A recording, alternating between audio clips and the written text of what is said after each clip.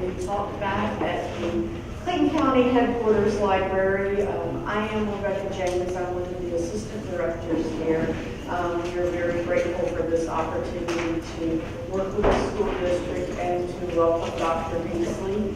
This is his second time here.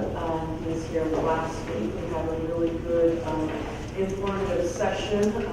Nice questions, compliments, complaints, everything I think we received, and I just want to thank you for spending time with us, and I will now turn it over to Dr. Beasley. Thank you. Good evening, everyone. Good evening. Thank you all for being here on tonight. We have the agenda, so we're going to go ahead and get started. We had a pretty good session the other night, and I anticipate we'll have a pretty good session here on tonight. Let's see who we have in the audience. Parents? Any parents? Teacher? All right. Just live in the community. No children in the system. Very good. Very good. The business leaders? Business owners? Community leaders? Very good. Any elected officials? Want to be elected officials? Working for elected? All right. You know, I see people coming. They said, I'm running for a position. And I think that's a good thing, especially a lot of young people. They're say they're running for this and running for that. And I said, well, it's going to make a difference. That's what we need you to do. Run. Remember that. You need people that will make good policy that doesn't benefit just a few people, but that benefits everybody. Isn't that the truth? So thank you all for being here today. Well, let's talk about Clayton County Public Schools. I'm Dr. Beasley, your new superintendent. I don't think I knew anymore. Y'all have worn me out the first 3 months.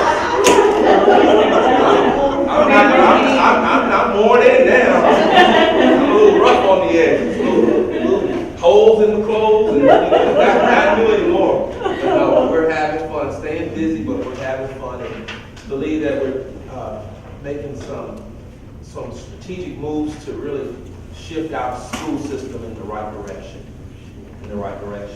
So let's talk very clearly about what are the areas of focus that we have for the school system. As we go out and engage the community, and I had the benefit of being in the district since July of last year as the Chief School Improvement Officer, we were able to identify rather early 5 areas of focus that are very important and fundamental, if you will, to improving the school system. The first one is relative to instruction. I call it creating academically challenging and safe environments in every classroom and every school. And basically what that means is that I expect the curriculum has high expectations, our standards.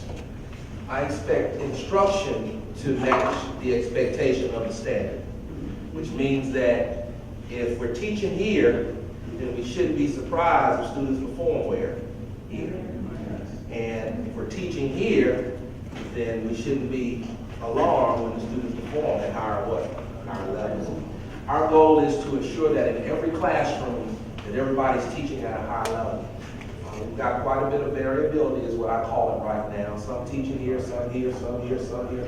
And so my goal is to bring everybody in every school and every classroom. And so we're working to do that. Number 2 is as we teach the curriculum, we have quite a few students who have prior grade level deficits. For example, we have a lot of 4th grade students who are not reading on even a 3rd grade level, which means that they got to learn the 4th grade content, but they're not even reading on 3rd grade level. So the teachers have got to teach 4th grade content while at the same time make sure that they teach those deficits or remediate those deficits that the students may have. So we're providing academic and wraparound support. Academic support to really eliminate those deficits that they may have that could be negatively impacting their outcome on the current grade level. While we're also working to provide academic support, we're working to provide wraparound support. You say, what is wraparound support? In a nutshell, wraparound support would be support that we provide to students to address issues that may happen outside of the classroom, but clearly directly impact how they learn in the classroom. It could be home issues, it could be health issues, It can be a variety of issues, sometimes these social, emotional issues, etc. So we're working to ensure that we have a comprehensive support of wraparound services for our students in the event that they just need us to help mitigate some issue that may have occurred in their lives that directly impact how they learn in the classroom. So number one, we're working on instruction. Number two, providing all of our students the academic and wraparound support. Number three is a very critical area to any organization, and that's professional learning. We're working to ensure that all of us receive the knowledge that we need to be the best that we can be as professionals. That means that teachers, they have to have command of their content knowledge. If you teach math, I need you to know math. If you teach science, I need you to know science. If you teach social studies, I need you to know what? Social studies. If you teach reading, I need you to know reading, how to teach reading. And so we're working to ensure that our teachers have the content knowledge, and while they're working to improve the content knowledge, or I like to say go deep with the content knowledge, we're working on their pedagogy, their instructional strategies, realizing that kids don't learn by you just standing there talking all day long. They need to be engaged. They need to be engaged in activities that challenge their thinking, that allows them to engage in academic discourse, collaborate, discuss with their peers, allows them to ask the right questions, respond to questions, etc. So we're working to ensure that we have a degree of quality, if you will, in our pedagogy in all classrooms across the district. And of course, we're working on leadership capacity. If you want to see an improving school, you must have a principal who is considered an effective principal. There are certain traits and certain things that good principals do. And we want to ensure that all of our principals are identified as good principals. And so we're training our principals. We put some frameworks in place that basically outline what we expect to see of all of our principals, and we're providing training and support for all of them to meet and exceed those expectations. So instruction, wraparound and academic support, professional learning. And the fourth area is family and community engagement. If we're going to be a high-performing community, and I believe we will be that, we've got to be an engaged community. This community, our community, will not be high performance without us all being what? Engaged.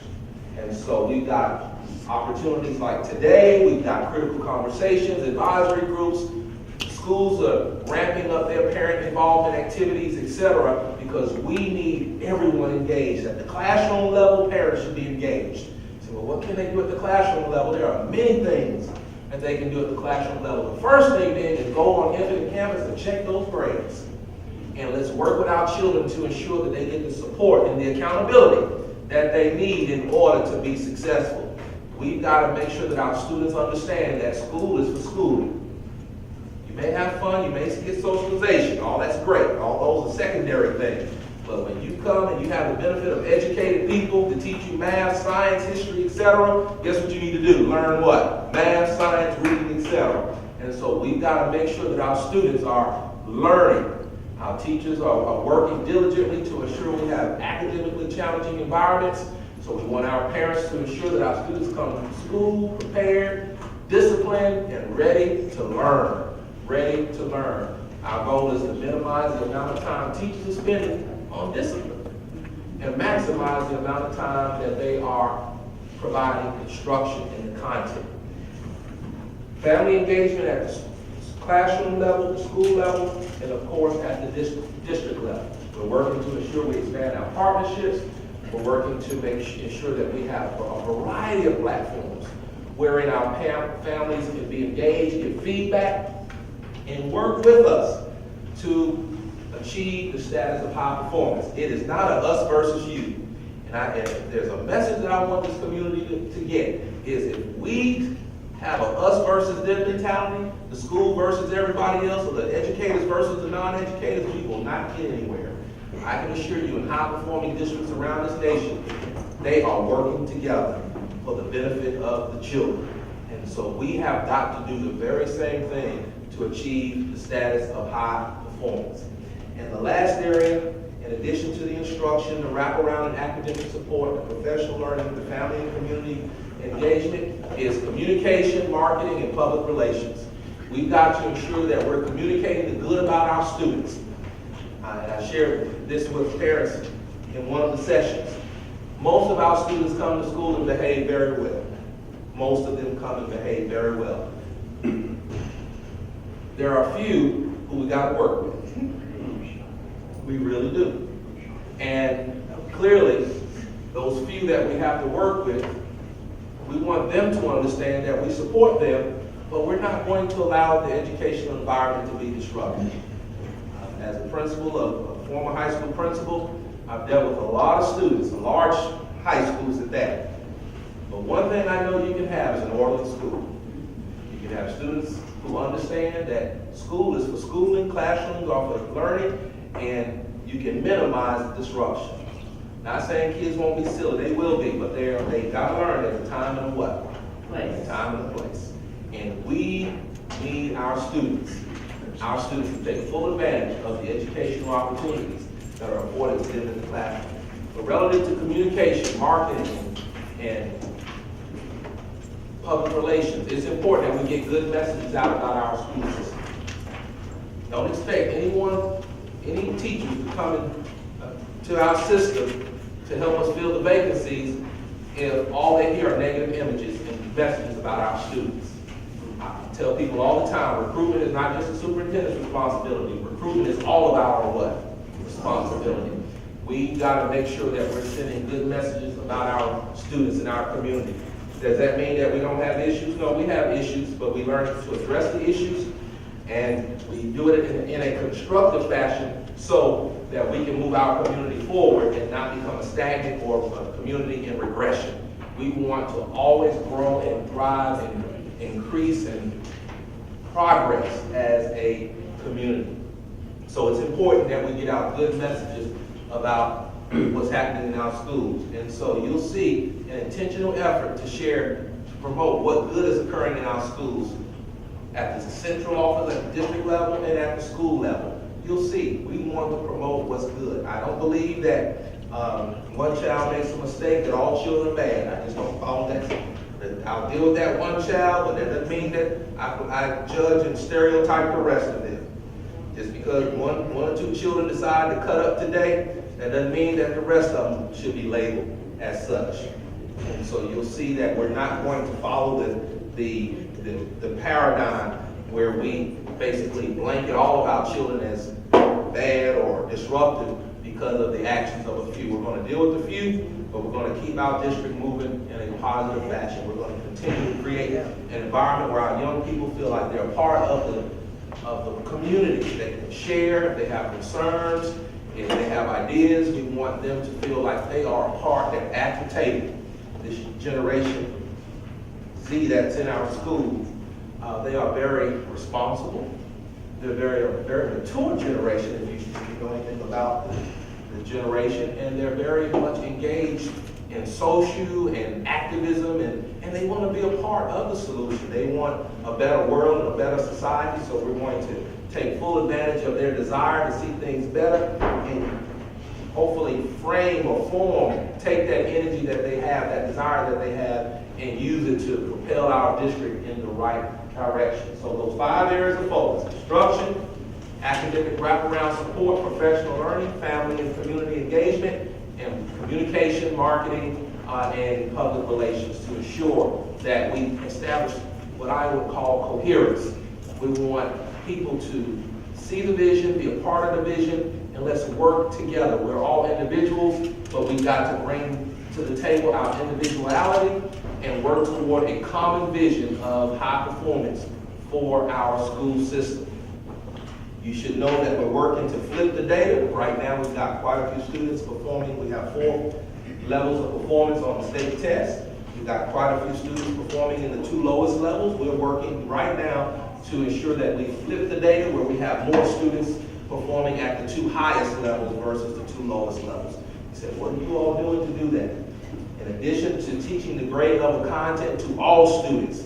So the standard is here. We're working with everyone to teach the standard at the same level that the standard is being taught, and at the same level the standard is being assessed. So when the students go into the testing situation, if the standard is here and the assessment is here, the instruction has to be what? Here.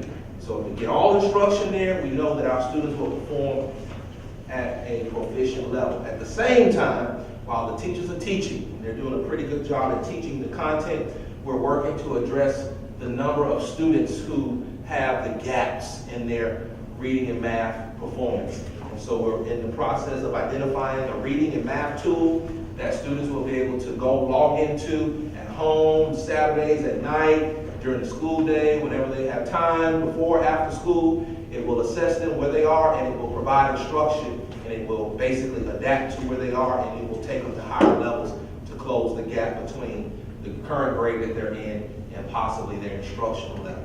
The goal is to ensure that those students, all of our students, remediate any gap, any deficit that they may have, which increases the likelihood of those students performing at the proficient or distinguished levels. We believe that alone, in addition to what teachers are doing in the classroom, will help our students fundamentally flip the data with more students performing at the proficient level versus at the two lowest levels, the beginning and the developing levels. We've got some innovative programming that we're doing in our schools.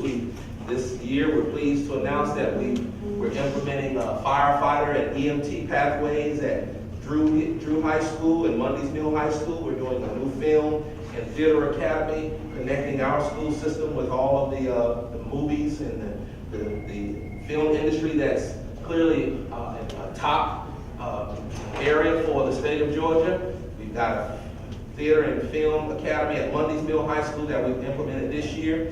We're working this year to plan for aviation programs at North Clayton High School and Monroe High School for next year. In addition, we're implementing a political leadership academy at Jonesboro High School, which basically will give our students political leadership experience at the local, state, federal, and international level. We want our students, if there is a conference of leaders, young leaders are going on around the world, we want our young people at the table.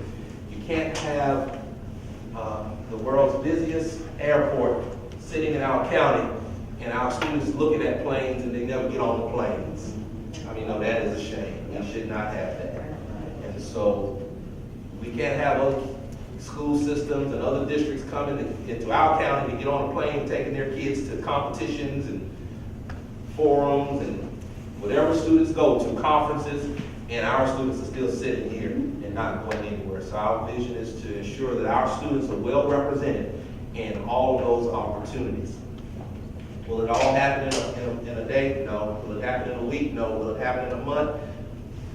No. But it will happen. It takes time. It takes a community working together toward a common goal and a common vision. I do know this. We have the structure in place to achieve high performance. We have the strategy in place to achieve high performance. We've seen an improvement, a bump up in our grad rate. We're about 69, almost 70%. We've got all schools for the first time above 60%. We've got one school at 80%, two schools at close to one school at 100%, one at 99%, at 98%. We've got a few schools in the 70s. We've got a few schools in the 60s that have improved from the 50s. But our goal is to get everybody where the state is at a minimum, and that's at 80%. And we are headed in the right direction. It's just a matter of time, you all. Just a matter of time. Go in our school, even today, I got a report that we're seeing an improvement in discipline. As I visit campuses, I can sense that expectations have been communicated and expectations are being implemented.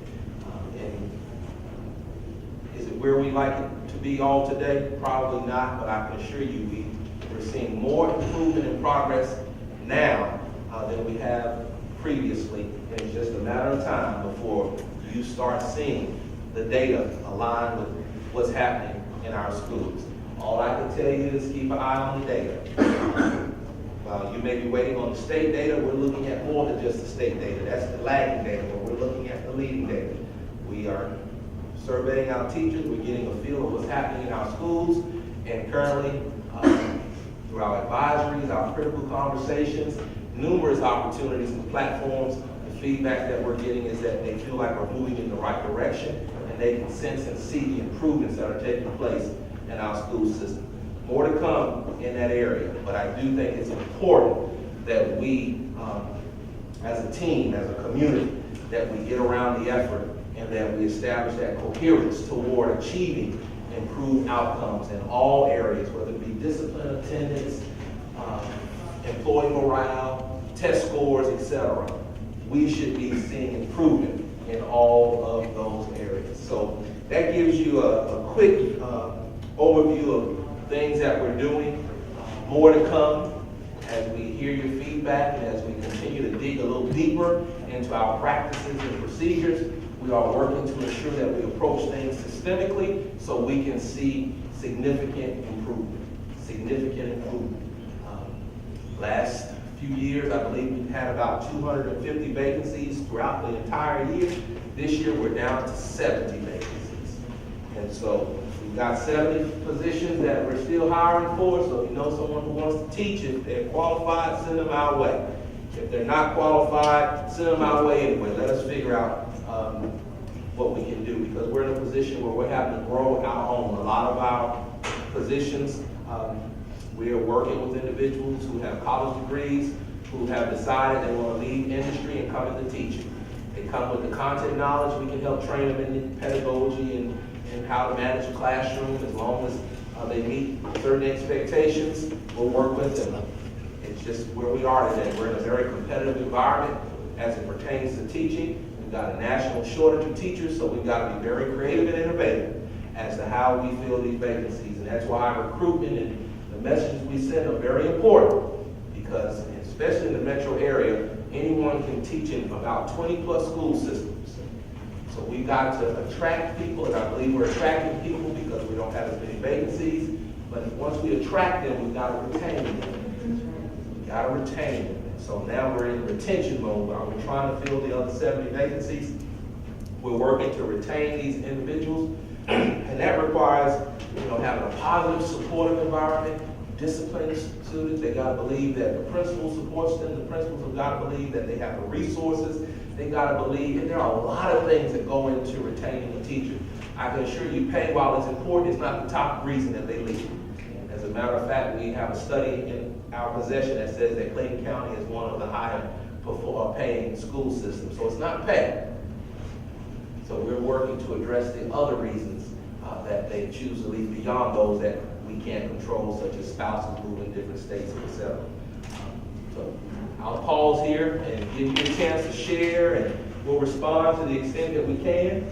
If we can't offer a response today, we'll make sure that we research in order to respond to your question. But there's no question that's too hard for us.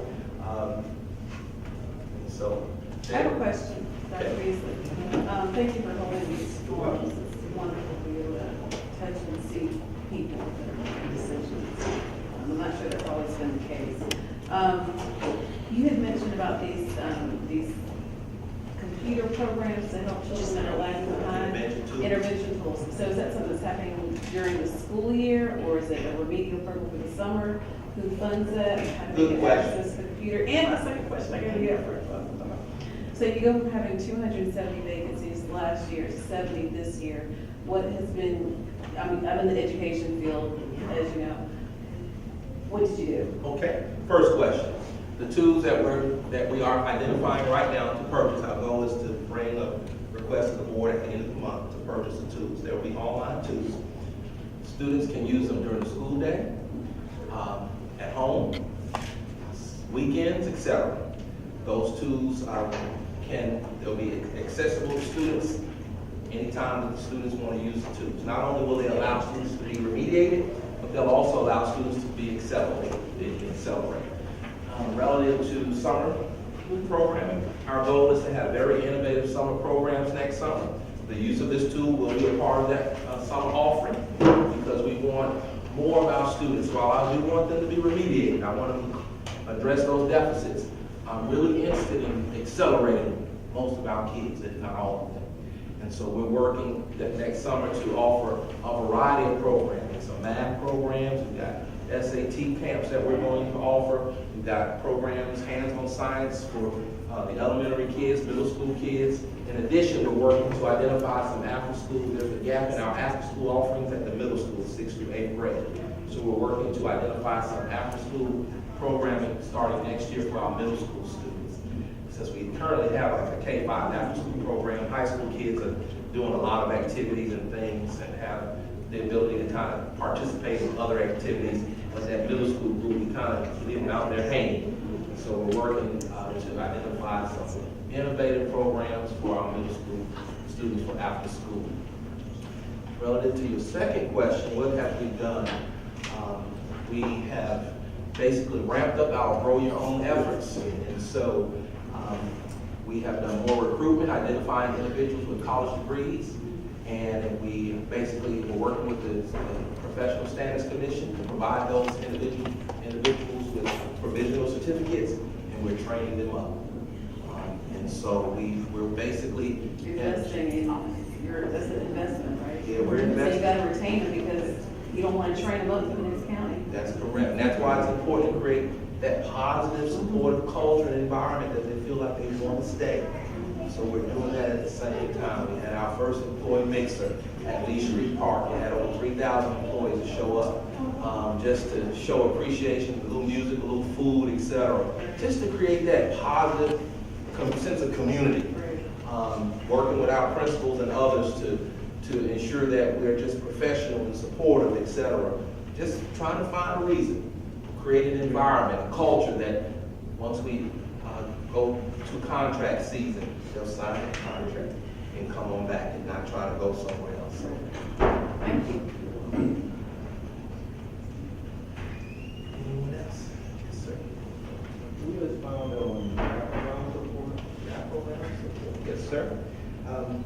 Wraparound support, as I stated earlier, is basically the school system working in collaboration with external partners to provide services that school systems probably normally don't provide or even have means to provide. To help students address issues or gaps, things that impact their learning. For example, we have a lot of students who probably may need eyeglasses. And so, because we may not necessarily have funding to provide students with eye exams and then purchase eyeglasses, we locate nonprofits that exist, and we work with them to see if we can ensure that we have individuals, eye doctors that go into our schools, provide eye exams for our students, and organizations that will actually, if the students need eyeglasses, actually provide the eyeglasses. That's an example. We currently have at North Clayton High School, we have a health clinic that it serves all of our students here in Clayton County. If they have insurance or if they don't have insurance. And so I think we've got to do a better job of getting the word out. But there's no reason for a student in our school system who may not have access to a primary care physician. If they're not feeling well and they feel like they need to go to a doctor and they don't have insurance, we've got a clinic right here in the school system. We're working to ensure that we have some more creative opportunities for those services to be offered, not just at North Clayton, but throughout the county. But that's a work in progress, so we're working to expand that. Dr. Nunez, any other services, wraparound services that you can think of? Say that. The students from the psychological needs. That's correct. Support. Family counseling. Students who may have been sexually abused, we provide this counseling for that as well. There are just many, many things. Families that may need groceries. We're partnering with organizations to just help fill that need so students don't have to come to school hungry. Or when they come to school and eat breakfast and lunch, they don't have to go home and not have dinner. And so those are the things that we're doing to wrap around support, mitigate the impact of those outcomes, those variables on the ability of the child to learn so the child can be academically successful. And it takes a community effort. We cannot do this alone. And that's why the question that I love is what can we do to work together to ensure that all of our students get what they need? And I think we have a great opportunity here to ensure that we expand those wraparound services, that we coordinate them in such a way that our community knows that our kids are okay when they come to our schools, that we've got it covered. Hopefully that answers the question.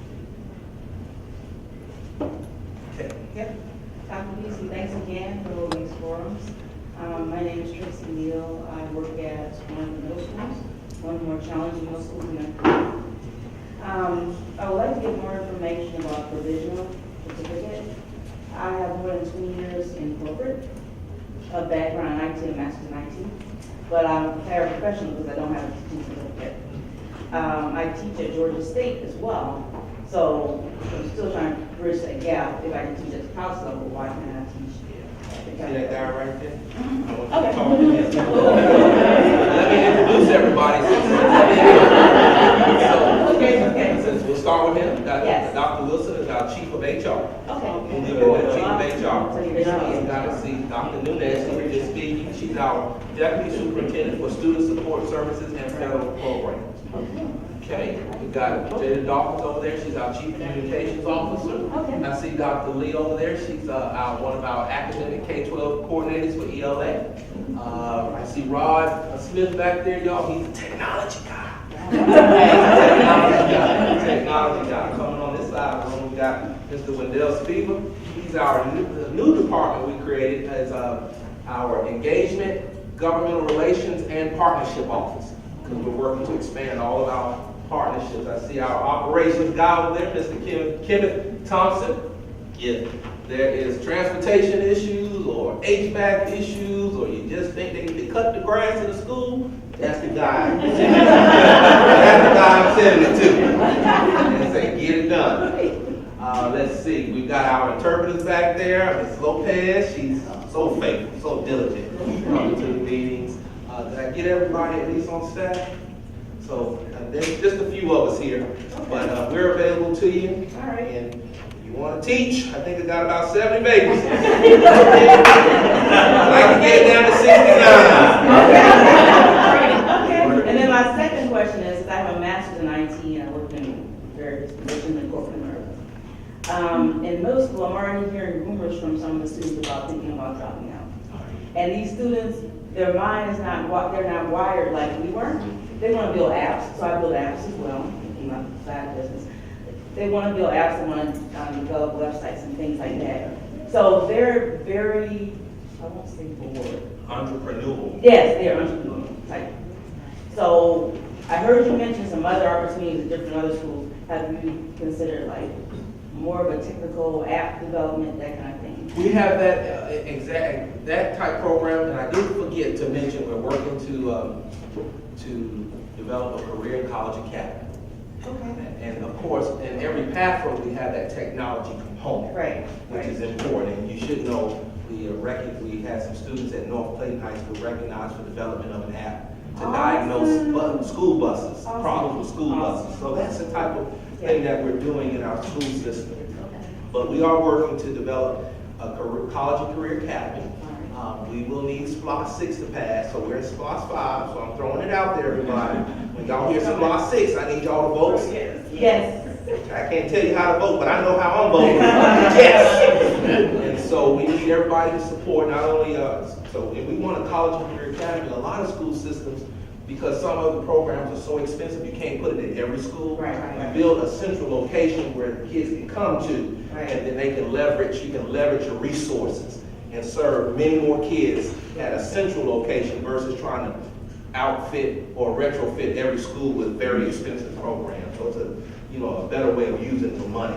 That makes sense. And so we're working to do that. We've got some innovative programs that we're looking at to house in the College and Career Academy. We're already in partnership with Clayton State, Atlanta Tech, Atlanta Metro, just to name 3, that are on board with us. And so we're excited about that. So more to come in that area. But the technology, we are working this year. STEM is an area that we're working. We're working to develop a 3-year plan. We want every school to have some type of STEM focus, whether it's a program or school-wide. And we want them to be acknowledged or recognized or certified in that area. Okay. And so we're working to ensure that we have a STEM approach. And we don't approach STEM as an extra. STEM is something that is infused in all content areas. Okay. And so that's our approach. And so we're working to ensure that we align our resources, instructional resources and training to ensure that teachers know how to bring into the classroom those instructional activities that support students developing those skills that are necessary in the STEM fields. Because I'm learning, they don't want to see abstract. No. They want to see some of the finished product. They do. That's what I'm They do. saying. They do. So, and you'll be pleased that in all of our high schools, we have career pathways. We have students who are doing exactly what you said, as I just shared, in North Clayton and other high schools. I just mentioned North Clayton, but in other high schools around the county. And this is going to backtrack a little bit on what you said. My question is, with the support services, how do the students access them after school hours? Will that be something that they can do? Like say, and will, I'm sure it'll be confidential, like if they have some counseling issues they want, but are these like services that they will be able to access after school hours? I'll let Ms. Dr. Nunez share, but oftentimes students are referred to the counseling department, and then the partners that we have, they provide services after school, weekends, etc. But I'll let Dr. Nunez speak to that. We do have partnerships that provide services after school hours. It's just a matter of the referrals. The counselors are there to receive those referrals, and then our partners come in. They are working constantly at our schools, and yes, to answer your question. But they would start at the school and that's where they would get. Yes. And then I just have another question. You talked about all these wonderful resources, and are they all electronic? Are they kind of? Which ones? The intervention tools that I mentioned earlier, or? You were talking about the things that you're going to put in place so children can now achieve. The online resources. Online resources. How are we addressing the children that maybe don't have access? That's a good question, and we're having that conversation right now, so Rod may want to speak because that has come up in several places where we've got students who, let's say, we're purchasing these tools, but everyone doesn't have access to the internet clearly. And so they can, of course, participate at school, they can come here to the library, and they can access the internet here. But Rod may want to just share some conversations that we've had, even beyond our current resources, as we think about the next SPLOS. What can we do to help close that internet access divide? So Rod,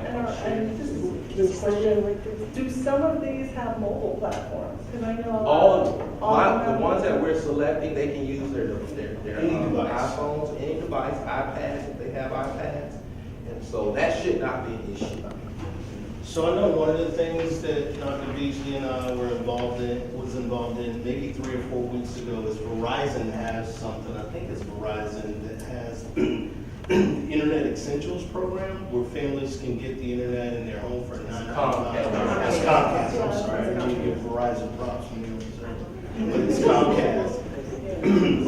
That's one way. The other way is we're having some discussions around trying to purchase devices where students can either have access to them in the building and take them home. And we're not really trying to develop or call it a one-to-one because that's always going to depend on our tax revenue and whether SPLOS 6, and Dr. Beasley, I'm voting for it, how much money we collect so that we could potentially do an increased number of devices for students to take home. So we're having those conversations right now. Probably more to come once we determine what that's going to look like for every student. There are some students now in some schools that have kind of a one-to-one, but they're not allowed to take those devices. And part of that conversation is having a conversation with the community about taking those devices home. What kind of insurance do we provide? What's the parent's responsibility for that device? We're going to have to work with law enforcement to make sure if those devices are lost and stolen, to work with the pawn shops in the area so that they know that those devices show up. Those are all real concerns for a district this size to roll out, a one-to-one or one-to-one light solution. So I can't tell you that and I don't get many times to say this publicly, but the fact that Dr. Beasley came on as the new superintendent, and he's very tech savvy and very tech friendly. He may not want to fill his own coat right now, but he's probably one of the most tech savvy superintendents that I've ever worked with, and he's open to those kind of conversations where other superintendents that I've worked for are very reluctant to have that conversation. And I think it's important to know, and I appreciate that plug there. But I think it's important to know, a lot of systems try to rush into this, and they don't think about the sustainability of it. And so they purchase all these devices, and they have no maintenance plan, they have no renewal plan, no plan, and then you basically, so you get credit, you start all this fanfare, and then a year or 2 years later, the kids are gonna drop devices, let's be honest. They're gonna lose devices. And so you gotta have a plan in place to sustain that. And one thing that I've shared with Rod that I think is important, I don't wanna drop, let's say, $10, $12 million into a bunch of devices, and then they're not working 6 months later, or a year later. Or we don't have a plan to renew or fix those devices. Because basically we may start out with a whole lot of hoopla and, oh, that's a great plan, but then we're gonna lose a whole lot of credibility real quickly because we won't have a plan to sustain it. And so, and then I think we've got to leverage, while everybody doesn't have access to iPhones, I think more and more the data is telling us more and more families do have access to iPhones. So I think it's important that we start leveraging how can we provide instructional tools where all they got to do is use their iPhones or iPads. Yeah, we'll always have to have so many for those who don't have access, but the data is clear that divide, that lack of access, that divide is closing daily, and even among low-income families. So we're just going to figure out how can we help it close a little bit more, a little quickly.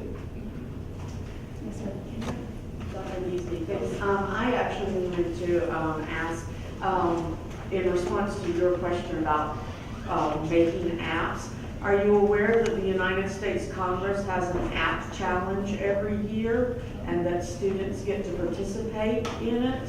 You said that students have created an app for the school district for the school buses. If they can get it submitted by November 1st at noon, if they are in Congressman Lewis's district, they can be considered. So I just wanted to bring that up and mention it. And I don't know if we've done that, I haven't heard that, but if you can send that to me, Yes. we'll work with the career tech department and the schools to make that happen. That would be great. They've already received recognition nationally for the app. If they can win an award, that would be great. That would be great. Okay. See your hand? I just want to give a lot of kudos to you. As a teacher of 26 years, here at Clayton, DeKalb, APS, Cobb, there are 3 things I want to say that I have not seen. Also in DC, I'm talking. Your positive spirit, first of all, coming into a very dark time in school systems is really refreshing. I literally quit 2 years ago and said I've never studied in class. But I decided to come back as a number the way that you encourage teachers to come into the field, at first I was shocked that you gave them teacher status. And you explained why, personal reasons, and what you experienced too. I've seen young people, 26, I'm working with a 26-year-old that has never taught before, but she sees the support. But the principals were smart enough also to put better teachers, like me, I have 2 more. They knew exactly what to do to help them. I like the way that you have technology, you have the video, like he was saying, a lot of administrators too, they have no idea. I'm not tech savvy, but I respect that you're pushing us, we have to. And like you said, the students are bored, they need something to challenge them. One area I do see that I think we need to do is deal more with social emotional learning. APS has adopted a curriculum. I think that counselors can only do so much. Students don't even know counselors, so they're not going to trust them with certain information. They come to us because they see us every day. So we need to stop somewhere in there because it might not reach the counselor. counselors so inundated with testing and all this other stuff. They don't probably have time to have guidance counseling. So I just think that would help with a lot of issues. We have sexual identity issues that they are not going to talk to someone unless they have a relationship. You will never know when that kid's hungry, when that kid is being abused, unless you have a daily relationship with that kid. So I just think that would open that up with that. And then these other programs will be more utilized because you won't know about it because they're not going to tell you. They don't tell you. Parents are reluctant to tell what their needs are. I mean, I had a meeting just the other day. A mother, she's 3 kids, student has issues that's in my class, and she's too scared to reach out because her spouse might overly discipline the son.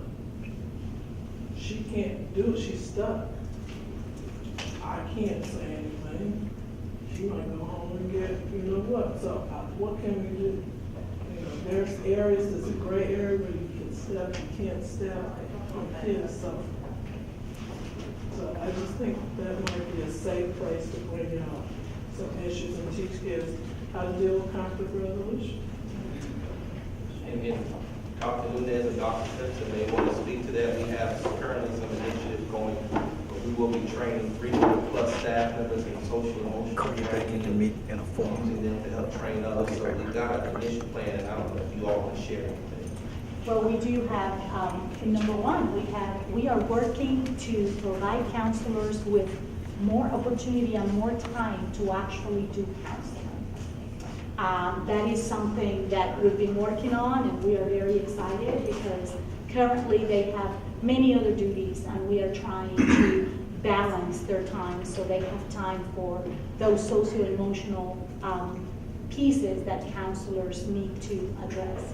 We are also working very closely with our school psychologists, and our school psychologists are receiving professional learning, and we want to expand their function beyond just assessing and administering an assessment.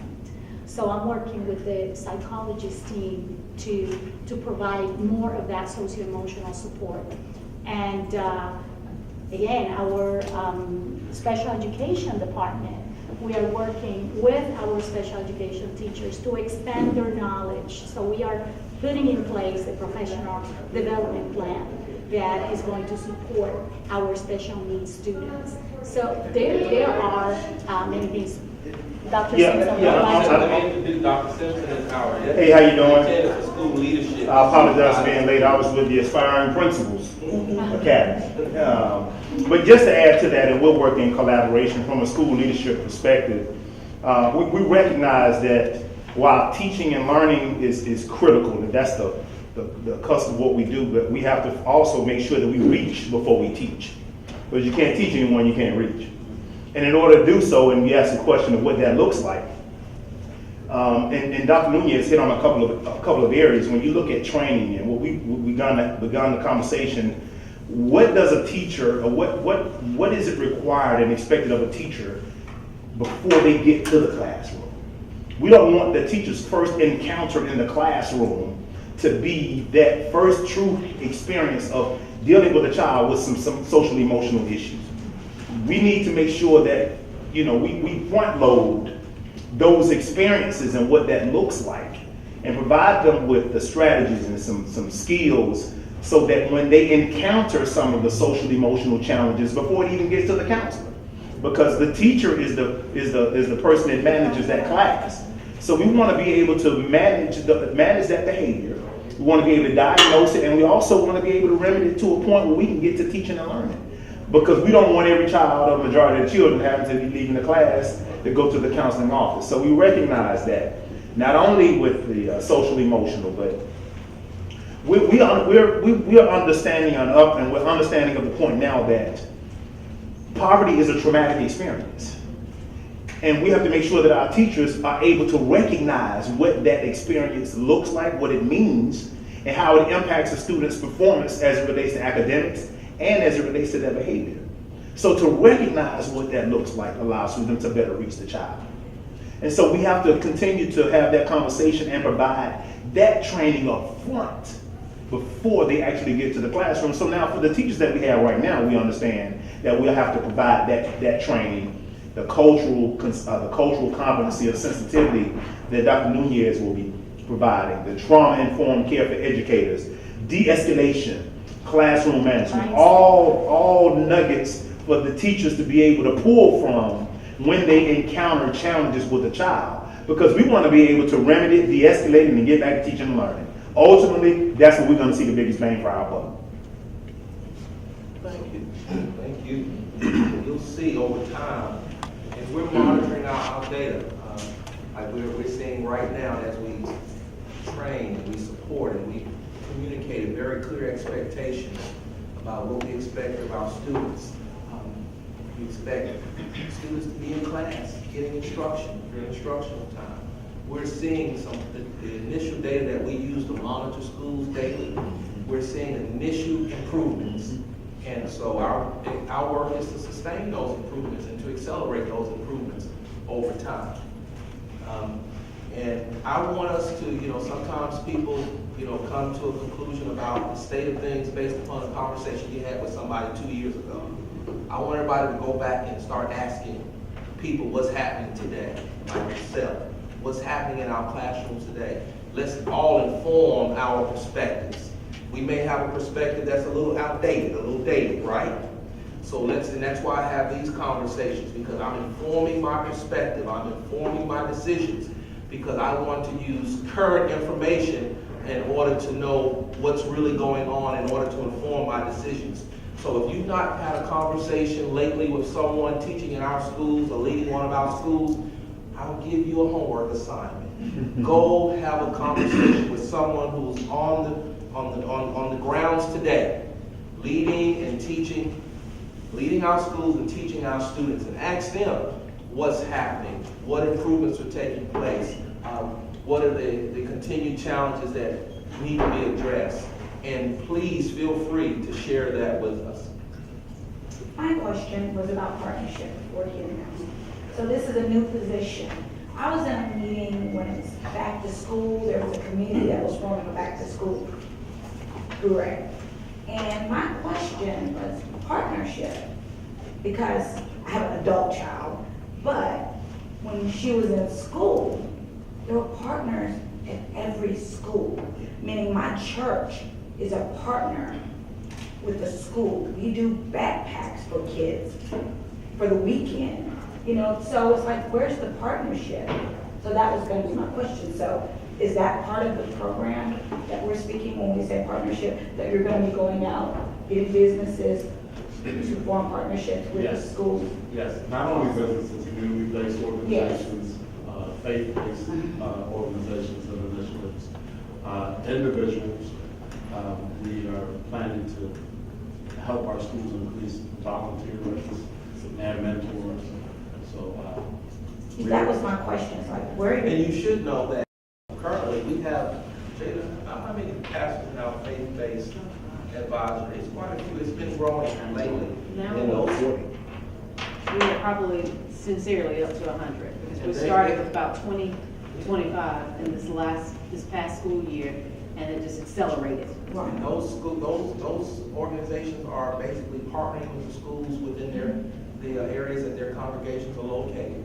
And so we have some very innovative things that are going on. And we had a principal partnership mixer and a luncheon the other day for the principal and partners to get together. And that's why we have that department, because we want to see that expanding. We want every school to have a litany of partners, and we want district-wide partnerships. And so you'll see more effort in that regard. Because when you're speaking of classes and medical, that's who you reach out to, your partner of that school. And when you go in, Christmas come, how are they going to get Christmas? The kids that do not, the partners, we buy the bikes, we get those things and make sure that they're provided. So think that's great. We are having a food drive on November 16th from the Perry Center, where we're partnering with organizations and the social work department as well to feed our new families. And you should all be getting the communication, so if you're not getting the communications, make sure you see Jada and her team. Give us Sign an in sheet email. this evening as far as capturing your Because I'm telling information. you, you want to stay informed as Yes. the communications are going. You can connect to us on the district website, social media.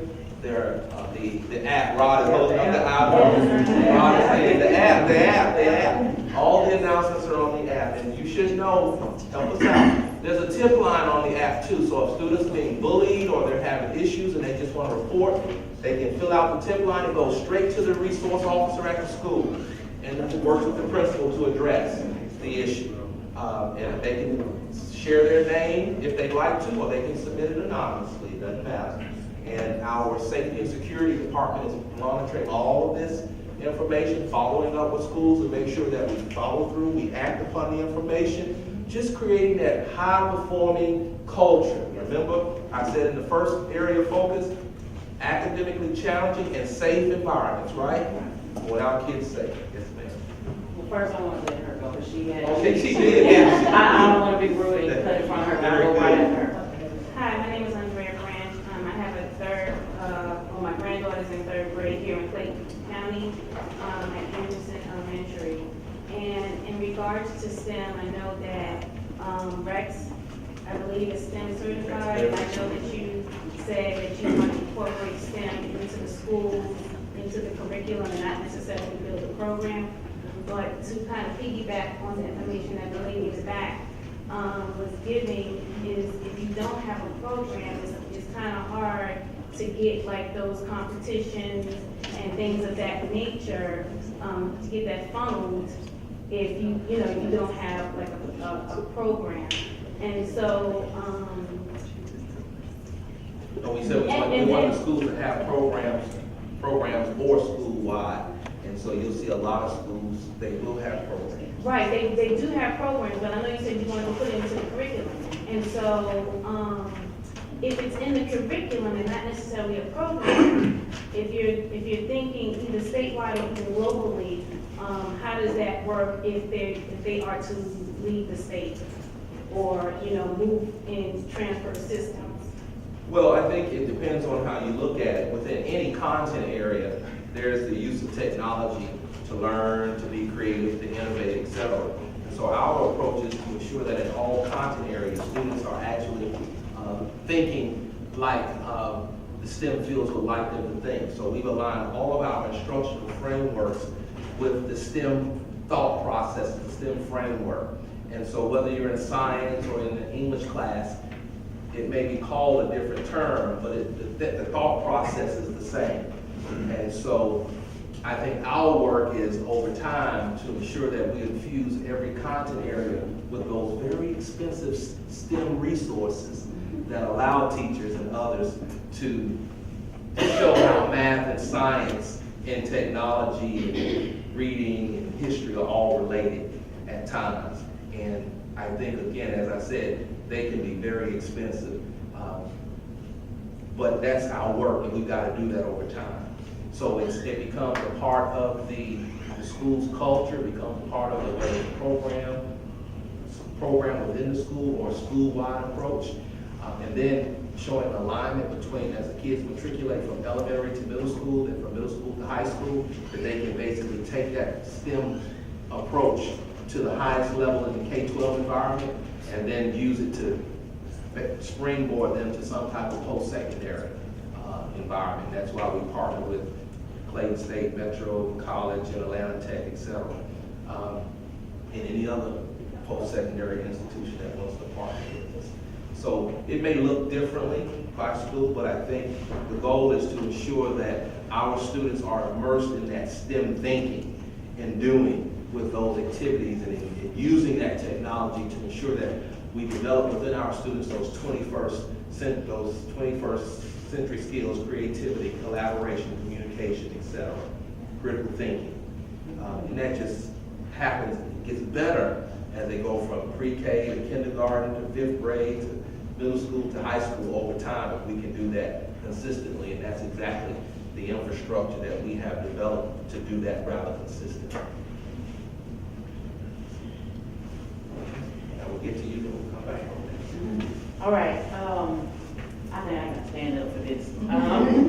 Dr. Beasley already know, I'm the cheerleader when it comes to this kind of meeting right here. First, I want to say I'm so happy to see each and every one of you here. I can't tell you enough how much I appreciate the fact that we have this dialogue and we have a superintendent who is hands-on. I mean, I can't thank you enough for coming to Clayton County for just what we needed. A breath of fresh air, a new start. And so I'm just totally excited about where the direction of our school and our kids are going. The staff, thank you all for everything that you do, everything that you tried to do in the past and you just didn't have the exact support you needed. So, you know, I commend you for sticking in there, not giving up on us, and just moving forward with the positive direction we're going. So I just wanted to make sure I threw that out there. I look forward to having this dialogue each week. I hate I'm doing this Saturday, and I'll be at Magic City Classic with Jonesboro High School Marching Band. All right. We will be representing Clayton County in Alabama. So we're doing big things at JHS. And Tell my Birmingham people I said I sure will. I got you. So I hate I'm gonna miss it. I feel like it's one of my favorite TV shows that I just have to tune in every week. You know, literally. I appreciate our dialogue, and I noticed everybody, pretty much nobody even has their phones out, texting. You know, I mean, we're actually engaging, and that's really good. My question to you, well, actually, is a concern. School bus monitors. I noticed we don't have school bus monitors on all the buses. There's a lot of bullying incidents that occur on school buses, especially in middle school and high school. And I think what would help is if we did have some school bus monitors to help the school bus driver, because they can't drive and watch the kids. And it's a distraction. I know my son had an incident a week or so ago with a little boy hitting him in the back of the head on the bus.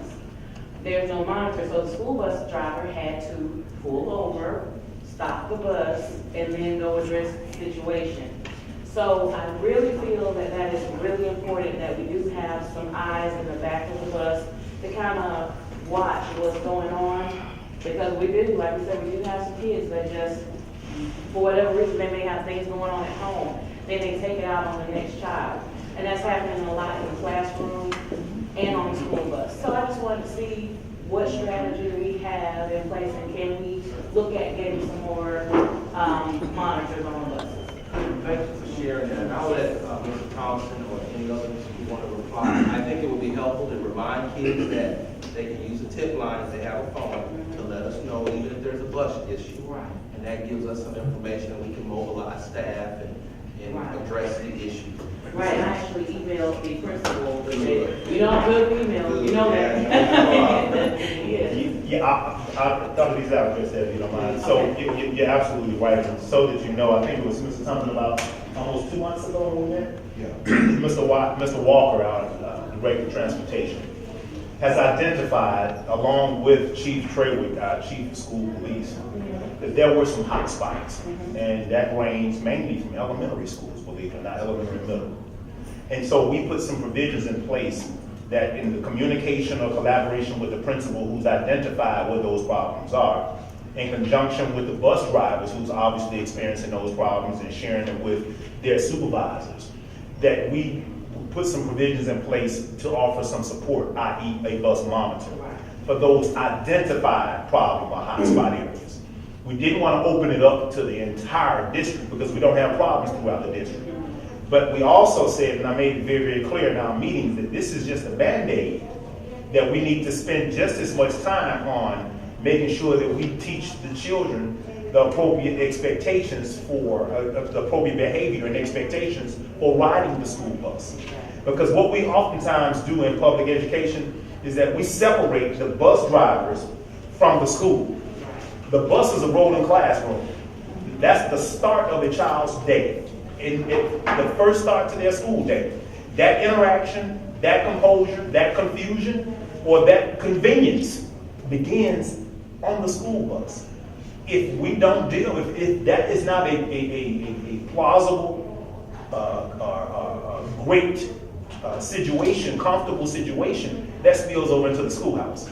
So we have to bring that along with the training and the part of teaching expectations, not just in the classroom that doesn't move, but in the classroom that moves. So those problem areas or hot spots we've identified, we're also putting an emphasis on teaching and providing the expectations for those students, pulling them in, having meetings with that route, those students on that route, along with the school police and some resource officers. And then if it needs to, we'll meet with the parents so that we can make sure that we reinforce what those expectations are. Because if all we do is continue to put a bus monitor there, that doesn't help us remedy the problem. The problem is making sure that we restate and establish a level of expectations for appropriate behavior on the school bus. But as those spots are identified, we're providing them with a bus monitor, which is our alert to provide them with the additional training and reestablishing the expectations. Okay, and you're right, and I want to say that it really starts at home. Well, I and can't that's say just that. being honest. And that's just I can't say that. It starts at home. But I'm gonna say it for you. It starts at home, and I teach my kids to do the right thing and to be respectful of other people, their feelings. If a teacher calls me about my kids, I'm on them. So, we're trying to teach our kids to do the right thing, and then we got others who are not getting that same thing at home, and that's where the conflict comes in. And so I think that's a great strategy, like you said. It's, just reiterating that and pulling the parents in if necessary. Thank you. I'm going to pass my question and let this gentleman, I want to be respectful of everyone's time. Pass it. Thank you, ma'am. Listening to you and listening to the doctor here and this doctor and saying that we're not going to focus on a few bad kids. But isn't all this a discipline problem? And we shouldn't punish everybody across the board, but we should address those that are disruptive. So, where do you begin in getting it corrected is my question. And thank you. Oh, no worries. That's a good question. I think it begins by ensuring that we have principals and teachers engaged in working with students, building relationships when incidents occur. It provides us an opportunity to engage the student in the family relative to what we expect to see occur. Of course, even beyond, before incidents occur, as a principal, you should communicate high expectations consistently in your building. And that's why you got to have good principals to be very clear that this is the expectation, and then you implement consistent processes and procedures in the school to ensure that those things are being monitored, that students are well behaved, that when you walking into classrooms, students are behaving, so teachers are what? Teaching. And so I think it starts with the principal and the teachers working with the students and the parents to ensure that we have very clear, communicated and consistent expectations that we're monitoring and we're holding everyone accountable for. Now, monitoring the situation and communicating it to the child. Where does the learning process begin in corrective behavior? Well, that's a good question. I think it has a lot to do with the way that we converse with the child, the way we hold the child accountable. We have a student code of conduct that we basically can use to ensure that the student is held accountable for their behavior. But I think that has a lot to do with, I would answer the question, it has a lot have to do it the way the principal interacts with the students and the teachers interact with the students. And then, of course, pull the parent in, as the parents need to be pulled into that conversation.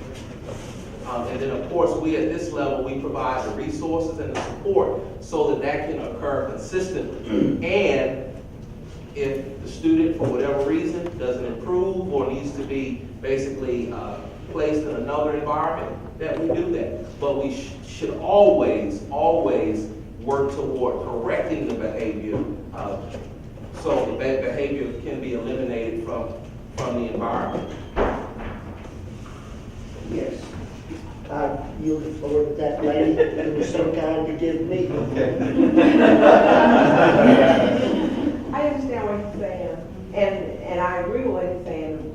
I have a lot of friends that school teachers. I've been in early childhood education for years. And the reality is, these kids that we're supposed to be monitoring and giving this extra help to, they're distracting the ones that is doing what they're supposed to do. So what are we doing about the kids that's actually doing what they're supposed to do? Because those are the ones that get pushed to the side. So what are we doing about those? This Yes. is what I would say, because the solution is for teachers and parents and principals to work together to ensure that if the student is a distraction in that classroom environment, that student needs to be addressed. Okay, and I agree with that, but I'm saying, what is the addressing, how is it being addressed? Because I know for a fact, my daughter's class, I've heard kids throwing chairs, I've heard kids screaming out, and this is not someone telling me, this is me sitting in the back of my daughter's room and saying it for myself. So my question would be, did we inform the principal? So Oh, of course, everything was done, the principal came down and everything, but while all of that is going on, you have a bunch of kids that's actually still paying attention to the teacher, but the teacher has had to stop everything they're doing to address this one or two kids that's disrupting everybody, and that's not fair to the kids or the parents who, like me, who sits in the back of the class, because everybody knows every school my kids go to. Everybody. I would just say, Dr. Simpson looks like he wants to share. I do, yeah, I do. It is, what you're talking about is truly a major challenge. But if you recall some of the things that I mentioned, I can't remember, Ms. Russell, when I was addressing Ms. Russell's question, when I talked about the training, teachers can't control who comes to their classroom, but they're expected to teach the children to the very, very best of their ability. We have to make sure that that ability is to a point where they can meet the needs and the challenges of all the children in the classroom. That's what they're tasked with the responsibility to do. So we know we have to provide them with some training. But let me say this. We live in a punitive society. When we talk about discipline, we automatically think about consequences. We think about punishment. We're having a conversation and we're talking about focusing more so on the doer and not the deed. Because when you focus on the deed, you forget about the doer. See, it's easy. The easiest thing for us to do is suspend a child or kick him out of class. But guess what happens if that child gets no intervention? They go home and they go to the movies with mommy and daddy, they put them out, so it's not reinforcing. And it's almost like what we talk about, if a child can't ride their bike, we teach them. If a child is not potty trained, we teach them. If a child cannot color or whatever, we teach them. But when they misbehave, we put them out. You have to teach them those And things. so thank you, appreciate that. So yeah, that's what, no, you just saved me a whole lot. I truly understand because your points are very, very valid. Your points are very, very valid. But it's gonna require a paradigm shift in the minds of a teacher and teachers to understand that there's not the reality that every child coming into your classroom that you would not have to address behavior, those days probably don't exist anymore. And so we have to change our focus and make sure that we provide intervention first. We have the conversation before the consequences and not focus so much on punishment because we have front-loaded everything with punishing children and punishing children. It's almost like that zero tolerance era that we never graduated from. We just think that the right thing to do is just kick your kids out of class. So they go home for 5 days out of school, and they come back on day 6 with no intervention whatsoever. They've not spoken to a counselor, they've not spoken to a psychologist or a social worker. We're saying, no, when you re-enter back into that classroom, you have to be better than you were when you left out.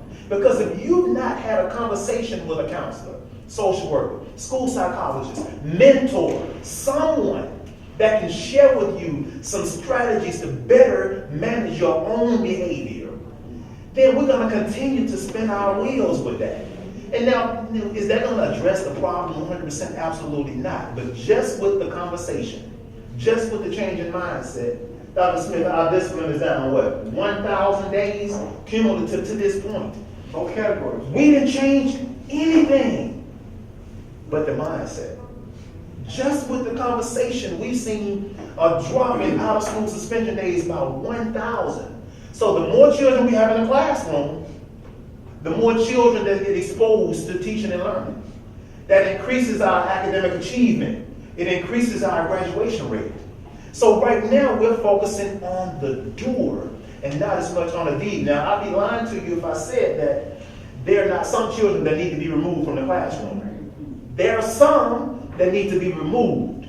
But when they're removed, we got to get them some intervention. We've got to give them some support so that they are better when they get back and they don't disrupt, deprive, or deny that other child or children in that classroom an opportunity to get an education. That's going to take some time. But with just 3 months, we're getting there and we've not even had the training yet. This is just the conversation with the principals and the assistant principals because we talk about it. Typically what we've done in the past is we monitor instruction, but we report discipline. We're doing both. We're monitoring instruction and we're monitoring discipline because that's instruction. So your point is that there are some situations in a school or schools that there's a child or children that may be completely disrupted. But I would say to you that that's isolated. That's not happening at every school. It's not happening in every class. It's not happening in every class, period. But does it happen? Absolutely. And to make it ensure a balanced conversation, as a principal, if I've got a classroom where students feel free to throw desks, I'm dealing with the teacher. Because I want to know, are there rituals and routines and expectations in place? So that, because it's amazing how that student goes in the teacher exits room, behave very well. That same student will go here to teacher Y's room and sense that they can just do whatever they want to do. See, it's not the child there, that's an adult issue that we need to be addressing. So yes, we need to address the students that need to be addressed, but I can assure you, from my experience, that you've got an effective teacher who knows how to plan and manage a classroom. The likelihood of those things occurring, as you described, is greatly diminished. Greatly diminished. And so that's why we take a balanced approach. It's not all the students, it's not all the teachers. It's a balanced approach. Doctor, how many generations is this going to take? They have to let you answer that. I don't know. And that was kind of my, what is your intentions, what is your commitment, are you in it for the long haul? Oh, I heard that question. Treat me good. Treat me right. I tell people, that's like, me asking my wife, you gonna stay married to me?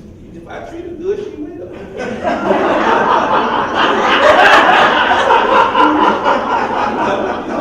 Make her feel special. Get access to the checking account. All I'm saying is, superintendents oftentimes they leave because they lose support. That's right. I don't think that'll be my issue. I've never been anywhere where I lost support. I left because it was time to go to a different place. And so all I would say to you is I'm here for the long haul. I'm here for the time that I believe God has purposed me to be here. And we're going to make a difference, whether that's just 3 years, 6 years, 9, the contract's coming in 3 years, 3, 6, 9. So we're here. Does anybody else have a question? This lady showed me the leadership. So, should I yield the floor? I think restorative justice is one area that we need to start looking into, which is basically what Dr. Simpson said, and what I'm talking about with SEL, social emotional learning. We have got to start preventing. I had a situation, last situation, two, 3 days ago. I have a student that's about 6'1", and he's 6th grade. Okay, they bullied him, they playing with him. 200 pounds. I don't know why they would do that. I followed him to Connections, our special ed teacher, and he had mentioned that, and I talked to the teacher, A lot of times teachers call too late. That's part of the problem. You got to call them immediately. So he took as much as he could. Guess what though? They're not bothering him again. Unfortunately, they're not. It's a whole different mindset. Now, sometimes years ago, that's all it took with us in school. And your friends the next day. Still today, sometimes that works. Not to say that I'm saying.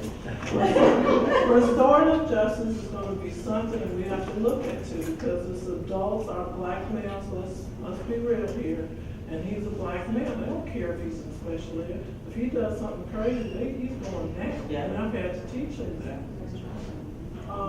So we have got to teach kids. Preventative is what I look into. I see things coming. I can smell a fight. I can just smell it. Some people just have that. I go into the girls' restaurant. When I see girls yapping, hey, how you doing? We've had no fights on our floor, sixth grade, because immediately, hey, how you doing? I go and get the worst kids and put them in my club. When I say worst, I mean behavior issues, loud mouth, gossiping, all that, because that's where the fight, that's where it's going to happen. I already see immediately. I get a cheerleader in there, I get a football player, I get people they look up to. It's not about the GPAs and getting all the smart kids. So let's put you in charge. She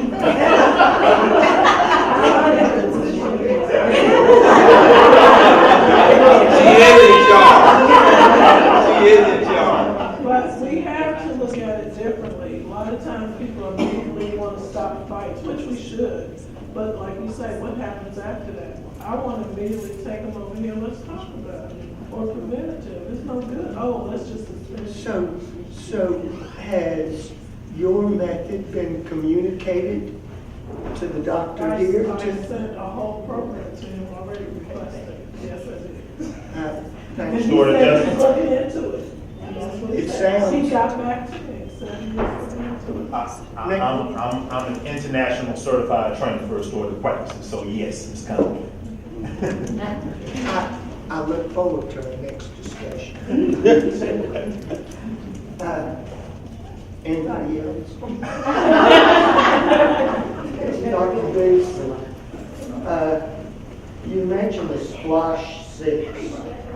Could you please talk about that a little bit in depth? Yes, sir. Currently, we're in SPLOS 5, and we have 2 more years. We're finishing up projects. One project in SPLOS 5 that will start, that we will continue in SPLOS 6, is we're working to build a new Jonesboro High School. We're working to design a new Morrow High School in SPLOS 5, but SPLOS 6 will be the continuation of the penny tax. So we can build a new Morrow High School, finish with Jonesboro High School, and build a new North Clayton High School. We're also looking at a Lovejoy Elementary School for the growing in that area. Many subdivisions and apartment complexes are coming up in that area. We're looking at a college and career academy. We've got clearly some technology projects, some transportation projects, and some smaller projects that we're looking at as well for SPLOS 6.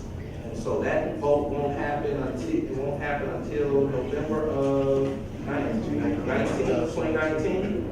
And then we'll start in 2020 with the implementation of SPLOS 6. So I tell people, while the law doesn't allow me to tell people how to vote, I can tell you this, that without that penny, We don't have any funds for these projects, including the HVAC issues that we're addressing in SPOS 5, and we'll continue to ensure that we address whatever issues that may arise in SPOS 6. So I hope that answers your question. With 74 vacancies now, and these additional schools that how are you gonna get, the people are gonna come, moving to Clayton County, hopefully. But how is the positions gonna be filled? What methods are you gonna use to attract quality teachers of this caliber here to fill when you have 74 empty now?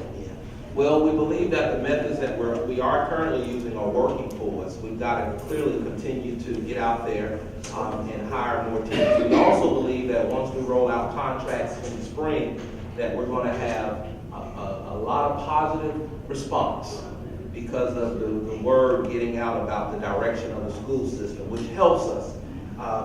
Our goal is we're working with some other organizations that help us recruit teachers from internationally. We're working with a few organizations to help us recruit teachers who have the content that can speak the English language well for our students and that have the strategies. So we're working to reduce even the 70 vacancies that we currently have.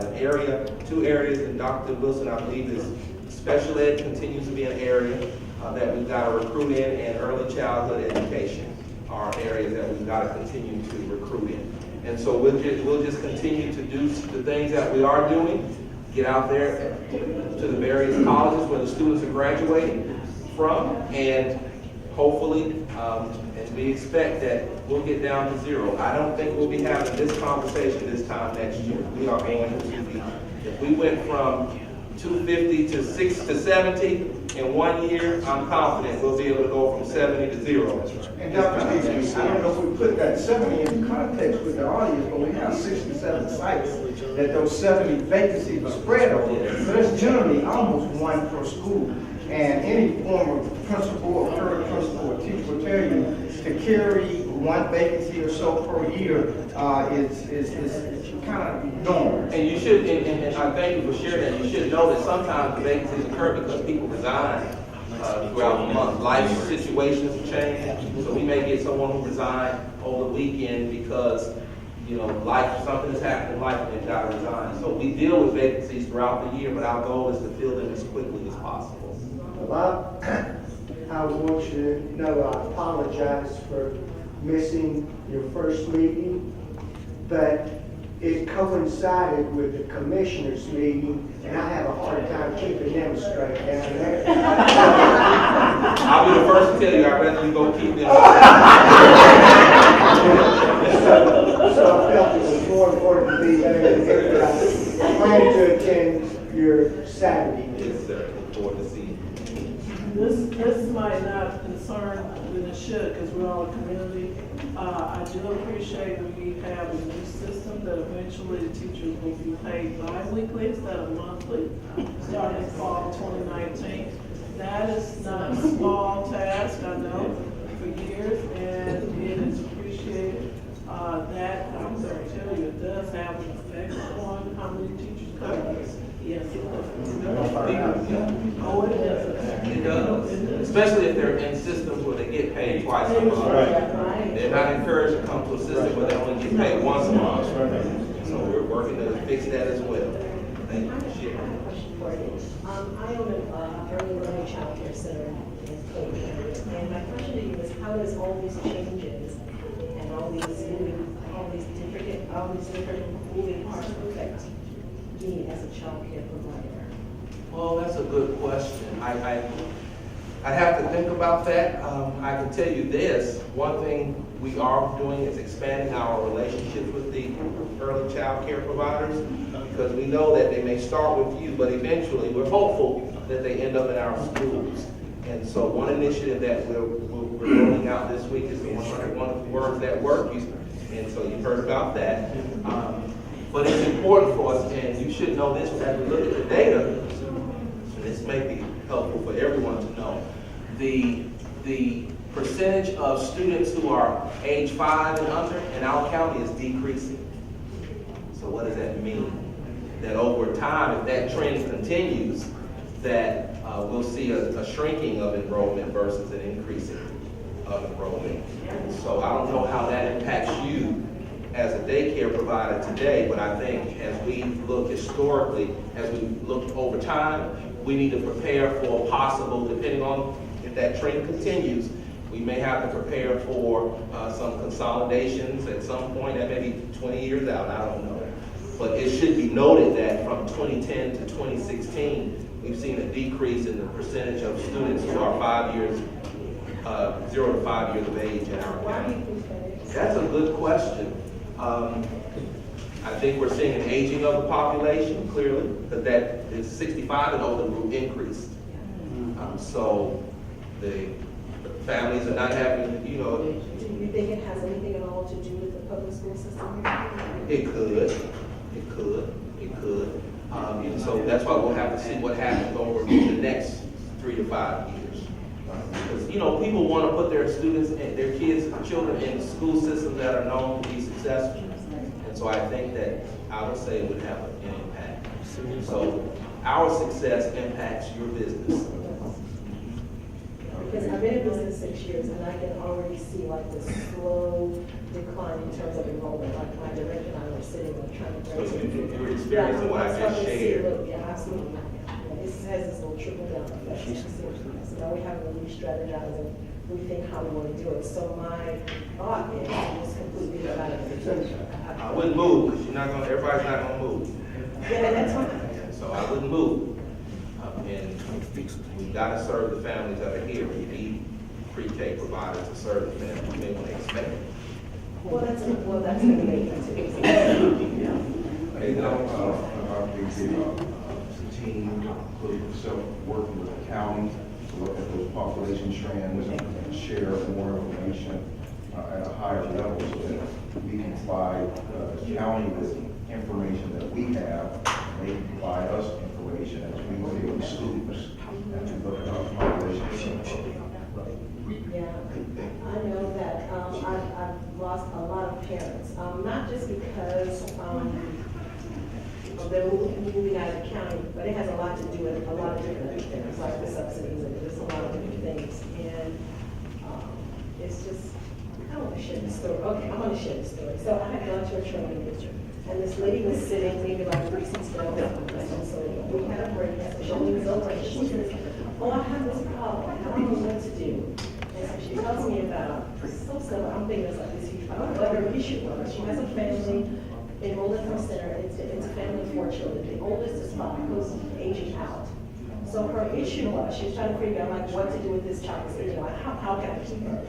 So I'm thinking of all these different suggestions, and just I was thinking, I thought. So I asked her, how much are you charging for it as a toddlers? And she said, $302, $305. I got upset because. Is that a week? Yes. And I immediately got upset, and I said, I wish I can't even charge that for 2 kids, you know what I'm saying? But I understand that it's all because of the area in which I serve, because I know that there's a difference in terms of income and family and all this kind of things like that. But I mean, I wish I could have that problem. I said that's a great problem to have. But she was like so perplexed, like she couldn't figure it out. It's mine. Well, I don't know if this helps you, but as I met with Chairman Turner and the commission, one thing we have been discussing is ensuring that we have housing in our community that not only appeals to low-income families, but to middle and upper-income families. We've got to make sure we have a diverse community, not just racially, but economically. And right now, we're kind of skewed on the low end. And we need to change that dynamic and skew out and become more balanced. And why is that conversation important for school systems? Because that also impacts achievement outcomes. And that's just a reality. And so we want to serve every family, regardless of income level, but it's okay to have a balanced community. It's okay to have a balanced community because even in a balanced community, when you're low-income families, as their income increases, they're looking to purchase middle-income properties. And middle income, as their situation improves, they're looking to purchase upper income. So you have that upward mobility factor, right? That's important. And if people don't want to acknowledge that, then they have their head in the sand. It's just the reality. Okay. I'm not going to force them to ask me any more questions. Ms. Lett, our countywide director of libraries, let's give her a hand. She asked us to do this here, and we're so glad to be here. We are definitely glad to have you. So we want to thank Dr. Beasley for coming out. We appreciate having him in the library. And there were a couple things he said that I want to comment on. We talked about wraparound services. The library is one of their wraparound services. I was one of the first folks to come and meet with him because we needed a real partnership. So when we talk about STEAM, the library has a lot of STEAM programming. So as the school is putting it in place, we already have a lot of programming so the kids can come here. We start the Girls Who Code Club, so the girls can come and learn how to code. So we're going to be their support. So we have after-school programs and things like that. So we're going to partner together so that we can work with Clayton County to place everybody. Yes, exactly. So we thank you all for coming out tonight, and we expect to see all of you. You come on Saturday to come and join us in the conference. So enjoy the